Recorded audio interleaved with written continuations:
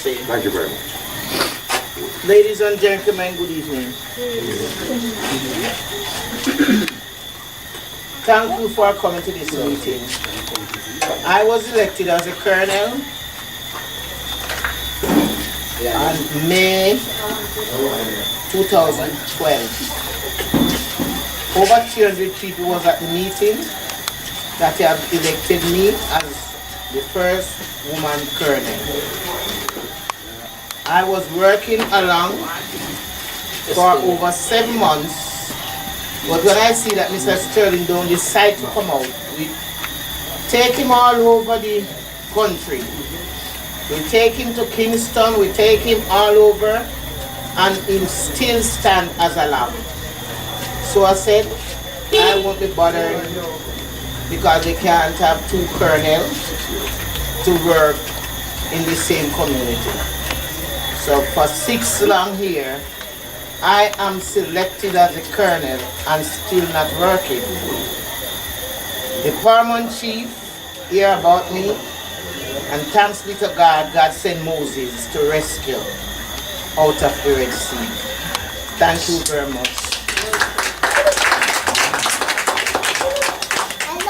Thank you, ladies and gentlemen, and this is only the beginning of a great future. The fact of the matter is that why I'm very serious about what's going to happen is because there is only 12 years left for the end of the 40 years that was given to the Queen to move out of Jamaica. As a result of that, Hold on. well, I guess Captain decided that he will have his fair share of documents to move with us. Yes, I get you. Yeah, bottom line, what's more important is that the 12 years that is left out of the 40 years is that the new political party will be going in. And we are asking you not to vote in that next political procedure, mainly so because whoever wins this election is going to stay in for 2 terms. And it simply means at the end of 10 years, you only have 2 years left. There is no general election ever running in 2 years. So it simply means that we're basically looking at the end of Jamaican politics in the next 10 years. If you involve now, the door will be closed. And so that this area will not be called Maroon community anymore, it will be called the wider Jamaican jurisdiction. The police have the right to walk and step in your face. Basically, that's what it is. That's what it is. Thank you very much. Okay. Can I ask a question? Yes, sir. If the land belongs to the Maroon, Yes. what right the government have to come in to fix the road? Very interesting question, and I like it, because only a diplomat could answer it.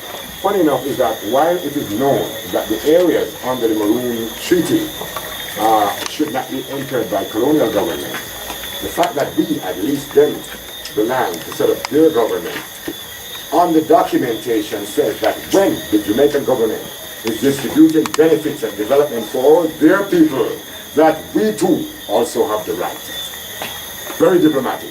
Our powers are so great that truly we have the right to our secret and private community, but also if you're fixing the road, that you also have the right to fix Maroon area, but you have no right to control the jurisdiction, the operation, the administration of the state.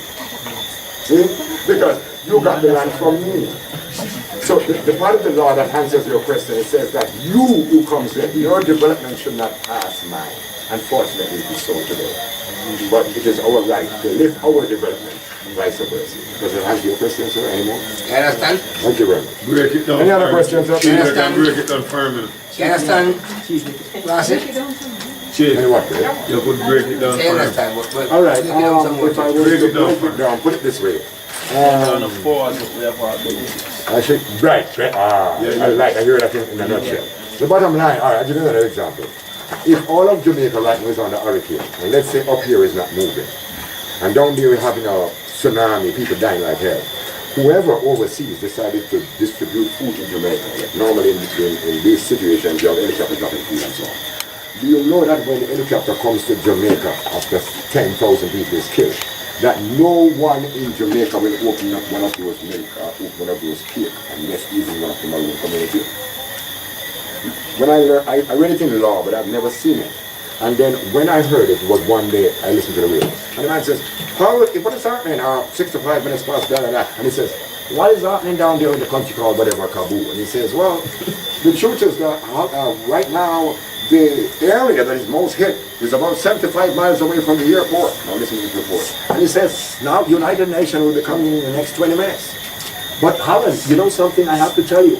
Because United Nations just declared that area as indigenous people, same thing here, as indigenous people, he says that the helicopter would go over the country. The helicopter will not drop any food until it gets to the indigenous people area first. It drops the food there first. And when the indigenous people start eating, then it turns back to Kingston and go to Montego. That's how important your goddamn community expression is. See? So, with this indigenous people community, it simply means that while Jamaica has been sinking in the water, and Maroon communities in the back of the bush is the only thing standing. And if Jamaican people want to save themselves, they can only save themselves through the Maroon sovereign state law. So we're not asking you to protect it for yourself. If you don't care about it, please protect it for me, because I'm out there. Recently, I just went and I took over Three Finger Jack land. Most of you have been in the St. Thomas side, 12 miles. To tell you how powerful Maroon is. People over the years have been selling Three Finger Jack land there. The owner of it, they've been against, they've been hotels, they've created an entire place called Mesmer Garden done by England. Make millions of dollars. The bottom line is UNESCO wanted your mountain just there. I'm talking right up here. All of these mountains you can see. Blue and John Crow Mountain, thank you. And when UNESCO realized they wanted it, what they wanted to do? They wanted it to distribute to some of the biggest investors in the world, and they're called World Bank Conglomerate. Each of them need 50 acres of land. See? So, all of them is coming in the mountain. And that is why you have a UNESCO certification. What is a certification? It's to tell the multi-millionaire, come to this location because I check it already and it's the best thing for ecotourism. Why? Because you live in a what? You live in a what? What do you call this environment here? Thank you very much, sir. A rainforest. Anywhere in the world is the richest place to goddamn live. Wake up. And then you said to me, you know that work one time,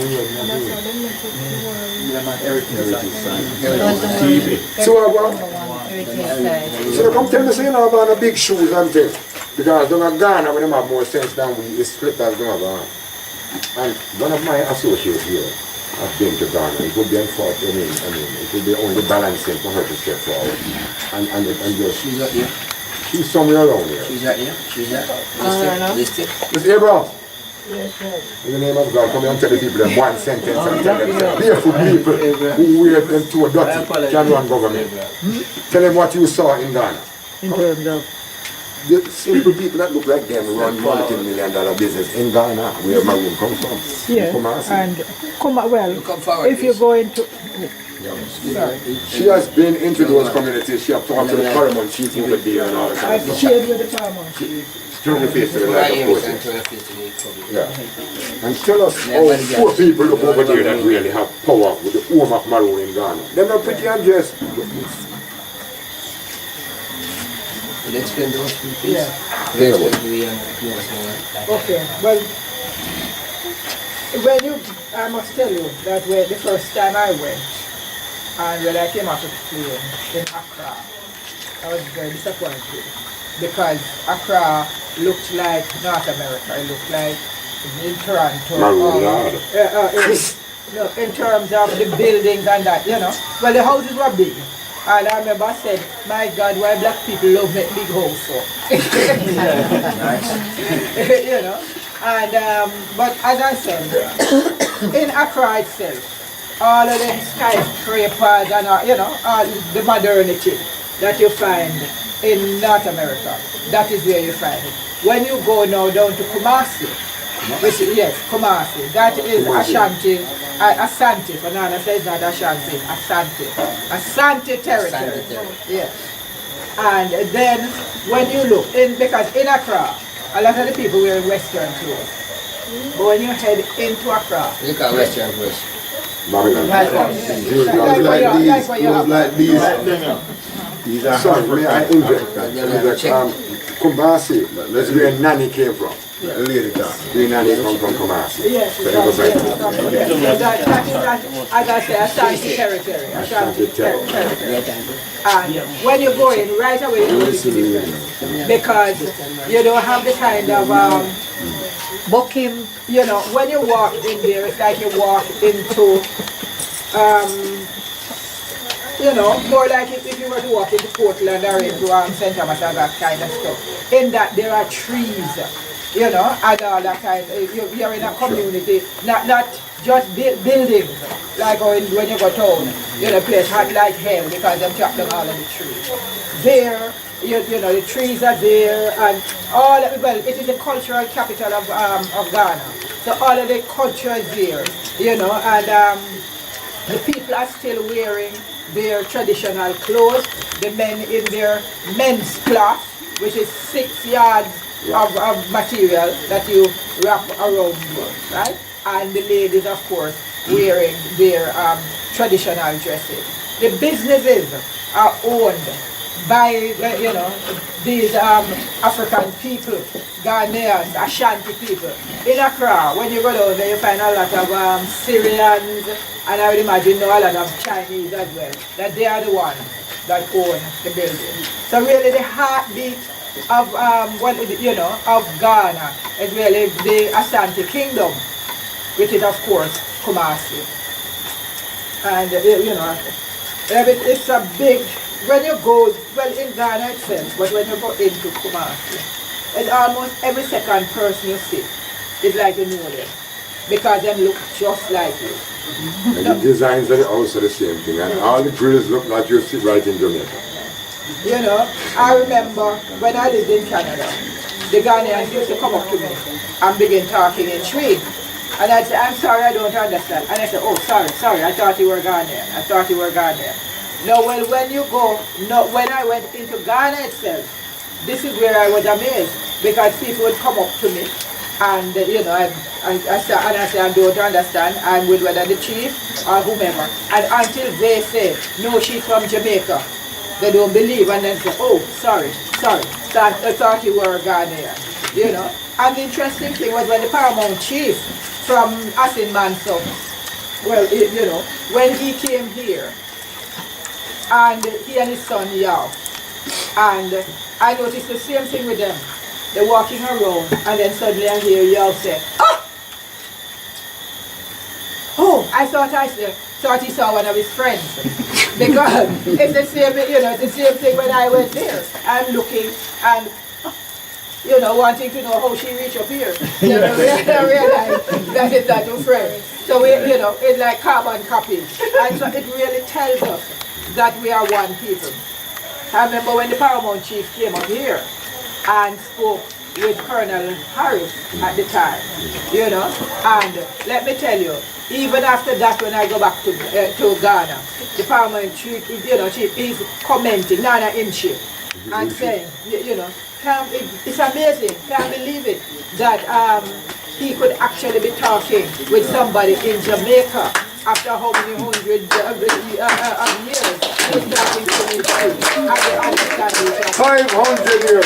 And Port and Maroon can talk for 2 hours to a man from Africa who never been here in 500 years. United Nations thinks madness. Can't be true. Every other slave and everybody lose their mind. The drum, you know, the drums, he recognizes the drums and, you know, the drumming that go on. So really, you know, this is who we are. Thank you. Yes. Well, Of course, you have things like the boyo and stuff, you know. we're going up for a party, so hey, Yeah, going for a party. let's play some music and celebrate. Thank you. Thank you.